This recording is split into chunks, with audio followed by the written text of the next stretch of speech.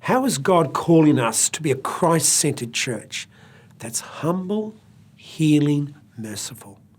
This is one of the questions being asked by the Archdiocese of Brisbane and Australia during this time of listening and discernment.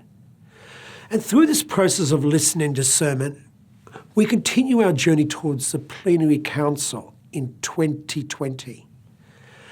The national theme for discernment, humble, healing, merciful, is inspired by the voices of the people of God through the first stage of the plenary journey. At this time in our history, life in all its aspects is under threat, needing to be honoured, celebrated. Life from the womb to the very end of life, the life of our vulnerable and our fragile, the life of our refugees and our asylum seekers, the life of our Indigenous brothers and sisters, the lives of those in the LGBT community, the sacred life of those who've suffered sexual abuse, the life of the planet itself. There is so much pain. And we as a faith community now find ourselves in the most privileged space.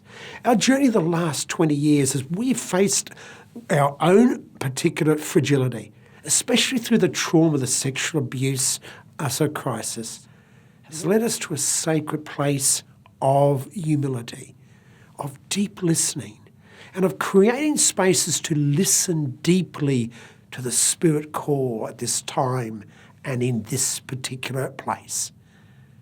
Out of this humility, we can, individually and then communally, be great instruments of God's healing touch within our world and in Australia too. We are rich in traditions of healing and of reconciliation.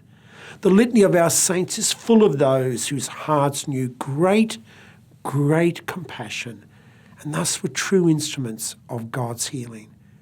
Our scriptures point us constantly to the healing, merciful Christ. So why don't you consider taking part in a listening and discernment experience? And through a process of communal discernment, explore how God is calling us to be a Christ-centered church that is humble, healing, and merciful. And by doing this, help shape the future of the church in Australia.